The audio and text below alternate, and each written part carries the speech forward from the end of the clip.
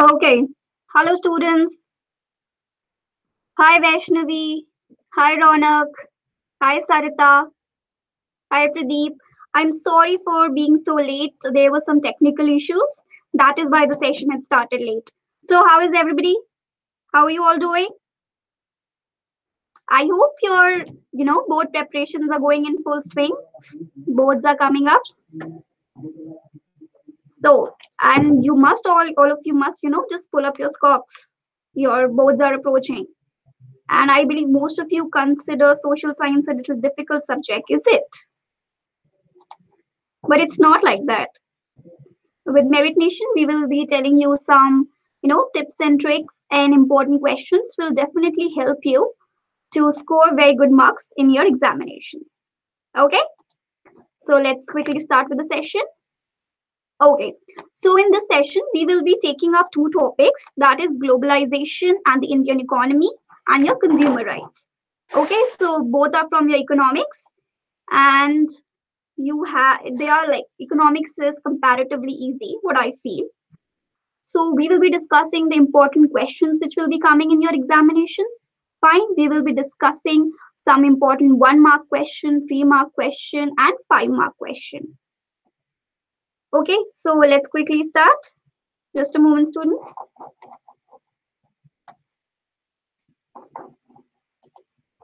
So your important topics that you have to pay special attention are your multinational companies, foreign investments, your foreign trade barriers, liberalization, World Trade Organizations, impact of globalization on India. Okay, so from this chapter, you need to pay attention to all these topics. So what are MNCs and what is foreign investment? What is foreign trade? What are the trade barriers? What are its implications? You need to pay attention. Coming to your consumer rights and need for so in that particular chapter, you need to know what is the need for consumer rights, why did it come into play. You should know the consumer movements, what is COPRA, when did it came into play, what was the need of launching a movement. Okay, why was this consumer movement which came into play, what are the rights of the consumers, and what are your certification marks. There are a lot of certifications marks which are there on the product. You need to know that. Then and your problems with the consumer and the redressal programs. It means most of the times when you need to, claim the compensations, then that all provisions are also there. So we will be studying about that also. Okay, let us quickly come to the one marker questions which are important. Fine.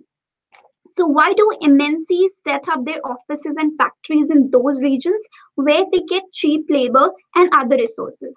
What do you think is the reason? Why do MNCs set up their offices in the regions where they get cheap labor and other resources? What do you think?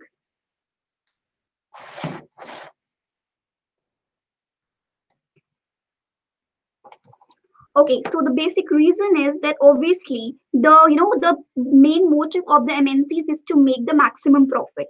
And obviously, if you have to make the maximum profit, the investment should be low. If the investment is low and you get high returns, then only you will be able to gain the profits, right? So MNCs set up their offices and factories in those regions where they get cheap labor and other resources so that the cost of production is very low. That is the investment part which they have to make is very low, and also MNCs can earn greater profits because you will be getting raw materials in abundance. Fine. You will also be getting all the cheap labor and the transportation costs. Everything will be very less. Okay. That is why they used to, set up their offices and factories in this area. So you need not know write a very 3 to 4 line answers. One line would be enough. But remember, students, whenever you are writing answers, you should always highlight the important points, because whenever if an examiner sees and he just takes a glance at the answer that okay, the important parts are underlined, that means okay, the student knows the answer and he will not even read the entire answer. He will give you full marks. Okay, next question. When is the National Consumers Day celebrated? So National Consumers Day is celebrated on 24th December. And why do we celebrate this particular day as your Consumers Day? Because on this day, Indian Parliament enacted the Consumer Protection Act in year 1986. Okay, then one fact which you need to know. Fine. So we are moving forward. Okay, some more important one mark questions that you need to know. Why did the Indian government remove the barriers to a large extent on foreign trade? What do you think that why did the government, they remove the barriers? There are some trade barriers which were initially there at the time of around 1950s, but now the government has removed them. Why? Any idea, all of you?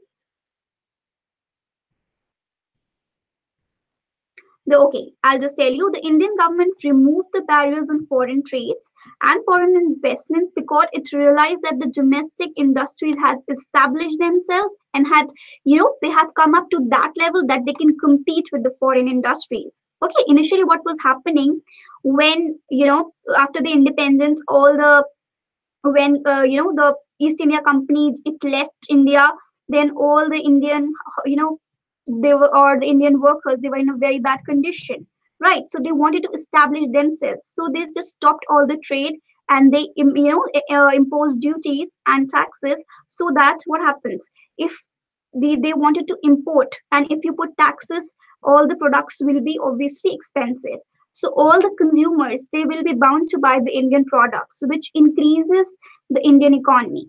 So this is the reason they put a barrier. Also, the Indian people, they were like competing so much to be at par with the foreign goods. So after implying all that barriers and the tax barriers, then obviously the Indian products were flourishing. But now the government has felt that okay, the domestic products are at par with the foreign products, and we are doing really well. So they have removed all the duties so that they can now trade very easily. Fine. Now, the next question, name the three quasi-judicial machinery to seek consumer redressal. So what are the three judicial machinery? First is your district, state, other is your national level. Okay. If the claim amount is less than 20 lakh, okay, if the claim amount is less than 20 lakh, it will be in your district. You have to file a report in your district courts. If the claim amount is between 20 lakhs to approximately a crore, then you have to go to the state one. And if it is more than a crore, then you have to go to the national level. Fine? Have you understood, all of you? Great. So we are moving forward. We are moving to your 3-mark questions.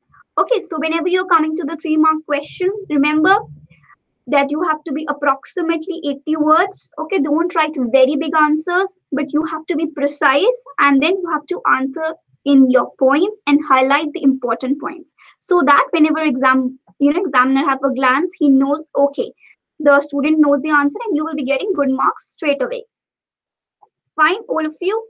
Okay. So the question says, in what ways will the production of cars of Ford Motors in India led to the interlinking of production? So in the question, it's a little twisted question. It will be one of your hearts, that is your high order thinking questions, when they have taken an example of Ford Motors in India, and then they're asking these questions. Okay, so the Ford Motors, it's an American company and one of the largest automobile manufacturers, with the production speed spread over 26 countries. Okay, so it's an American company, and it's spread into 26 countries. It's an MNC, obviously, and it has taken the following steps for the interlinking of production. So what they are doing when they are established in India, then they are also linking up with the local Indian companies, so that obviously what will happen, if there is an MNC and it will link and have good relations with the local company, the local companies have their own market, then with the help of that local market's own market, the MNC will be able to expand. Okay, so this was their ideology. So it has set up a production plant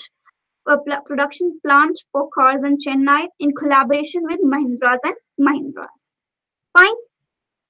It produces cars not only for the Indian market, but also export cars to other developing countries. Okay, so now they have made India a hub. So they are not only producing the car for the Indian companies, for the Indian market, but now they are exporting the cars to other companies also. Fine. Now comes the third point. The local companies supply the car parts to Ford Motors. Okay, they're supplying the car parts to Ford Motors, which are also exported to the various factories around the world. So they are importing, they're exporting, they're having collaborations with different companies. So that is why they are growing. Okay, so you need to mention these 3 points in your examination if this question comes. So have you understood the concept that how interlinking of production comes up? All of you? Great. So now let's move forward.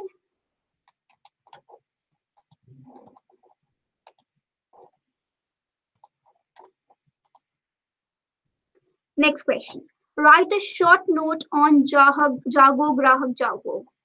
Whenever you switch on your TV, you must be seeing this ad campaign which runs, very frequently about Jago Grahak Jago. What is it? A grahak is a consumer. And when you're asking a consumer to wake up, that means you're asking the consumer to be aware of their rights. Okay, you're asking the consumer to be aware of their rights, that a person should know as a consumer what are its rights. Okay, if they feel that there is any discrepancy, if they feel that they are getting fooled by the company, they can immediately go to the court. Okay, so the Jago Grahak Jago is a consumer awareness program from the Ministry of Consumer Affairs, that is which is launched by the government of India. It was launched in the year 2005. Okay, the campaign specially targets remote and rural areas. Why? Because if we are living in urban areas, so obviously we are, more aware. We are more, we have seen a lot of things around. We read the newspapers, but when we come to the remote and the rural areas, they are not very, equipped with the technology. Right? We don't. They usually don't go to the newspapers. So what happens? There are big hoardings which are there on the news, on your roads. Then through the medium of internet, through the medium of television, okay, TV, everybody see. So there is a lot of ad campaigns which are run Okay, by eminent personalities. They take actor and actresses because like usually they are the ones, you know, who can actually motivate us and mold us a bit. So they are the ones who have volunteered and come forward to take part in the Jago Grahak Jago campaign, which makes us aware of the rights and also promotes us that okay, you have to be careful as a consumer, and if you feel that you're getting fooled, you should immediately go and file a case, and you can claim the amount and claim the compensation. Fine. Also, it creates awareness among the citizens about their rights as a consumer. It has been widely publicized through print and visual media. Okay, in the newspapers, in the hoardings, and then also in the televisions. Every time on the internet when you open, you get to see this Jago Grahak Jago campaigns. It also tells that you need to take out the bills and the cash memos, that whenever you purchase anything, you have to see the mark, agro mark, okay, the important marks which are there, that okay, this product is authentic or not. Okay, so what are all these? They're actually making you aware. Fine, all of you, have you understood? So we are moving forward. Great. Now we are coming to a 5 mark question. What is globalization? What are its positive and negative impacts? Okay, so whenever I quote the term globalization, it is the process of exchange and on integration and interaction between different countries and the people of the world. Okay, exchange, integration, interaction. Okay, there are 3 words that you should write between different countries and the people of the world. So, what are the factors which enable globalization? You must know that. Okay, what are the factors? Which is technology, okay, communications, IT industries, satellite communications. Okay, through all this, the transportation had got really good. Okay, now the trade has got better. So all this has contributed to the globalization. Fine. Now we are coming to the positive impacts. Your local companies have prospered in India by supplying raw materials to the various industries set by the MNCs. Okay, all the local companies, what they are doing, they're supplying the raw materials to the MNCs so that they can produce the finished goods. Okay, so in that way, they are also benefiting.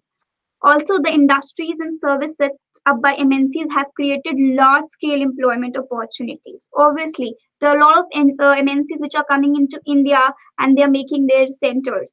So, what is exactly happening? They are giving their we are having a lot of recruitment drives. They're hiring new young professionals. Okay, so people are obviously getting employment, which is another positive impact. Coming to the third one, many Indian companies provide variety of services to the foreign countries, particularly those involving the IT. Okay, a lot of Indian companies are also providing services to the foreign countries, especially in IT. One of the example being Infosys, which is an Indian company and which is the leading MNC. Okay, also if you go to medicines, you have Ranbaxy. Okay, so to always make your answer look authentic and good, you can give good examples, which makes your answer proper, and also makes your answer complete and authentic. And the examiner can have a view, okay, the students have a fair information and profound knowledge about the same. Coming to the negative impacts, there is a stiff competition between the imported foreign goods and the domestic product goods. Okay, there is a very stiff competition between them. Why? Because the finished goods which are made in the industries and have been imported. Obviously, they are of very good quality and they cannot compete with the handicraft good. So whenever if you have a finished factory made good and a handicraft good, you always go for the factory made good, or because obviously the quality is better and it is cheap also. But in terms of a handicraft good, which is a little more expensive, so this is a negative impact of your globalization, that the Indian handicraft workers, they are not able to compete with the foreign made goods. Okay, so they're suffering badly because of this. Next, Small producers suffer huge loss at the hands of the cheap imported goods. Okay, I've already explained you that all the people who are like the local pottery handicraft people, they're suffering badly. Why?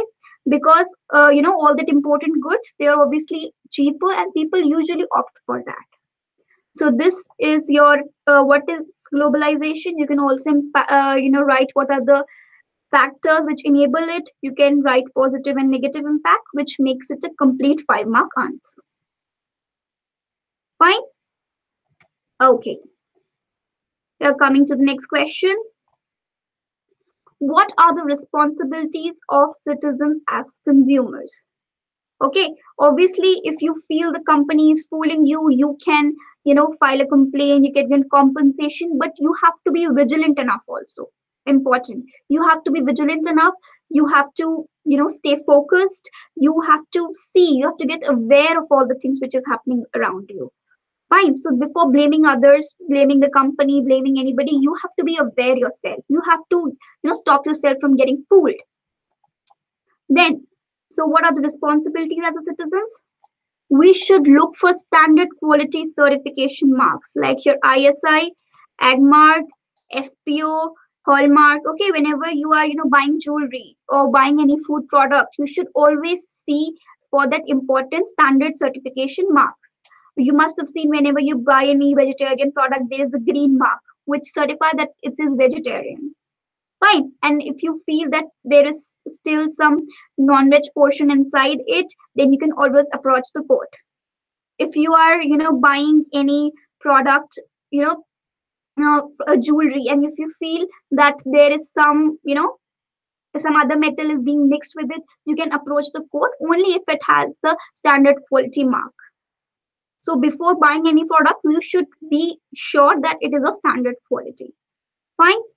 Advertisements often exaggerate the quality of products. Hence, the consumer should not rely on the advertisement and should carefully check the product. Very important. You should never go on the advertisements and you should never go on the media. Why? Because they are exaggerating. Okay, they are posting their products and they are proving that, okay, our product is the best. So you should buy it. But it's not always like that. Right? Because obviously there is a stiff competition, because if you go to FMGC companies, that is your food companies, there are a lot of products which are of the same, so they have to prove their product to be good.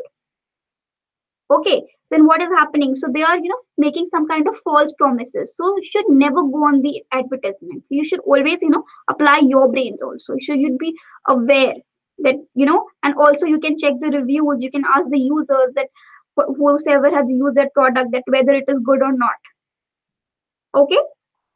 Next, consumers should also insist on a valid documentary evidence like a cash memo or invoice. Absolutely. Whenever you purchase any good, you should always get a proper cash memo or a receipt or a bill, so that whenever if you want, there's some dispute and you want to return that product, you can always go to the shop and show them. Otherwise, most of the time what happens, they refuse that this product does not belong to our company or our shop. Okay, so you should be very vigilant from your sides. Next, the consumer must be aware of their rights and exercise them while buying any goods. Important. You should be aware of all your rights. You should be, you should have profound knowledge. Okay, how should we buy the products? If it is not in good condition, how should we report to the company? Fine. Next, if a consumer is dissatisfied with the product or the services, he must file a proper claim. Okay, he must file a proper claim. He should go for the compensation with the company first. If the company does not respond, then he must approach the forum. Okay, so what you have to do, first you have to go to the company with your proper memo that, okay, you have brought this product from this shop and it is failing the standards. And if the company is, it has refused to give you your money, then you can go to the court. If you feel the compensation is less than 20 lakhs, you can go to the district one.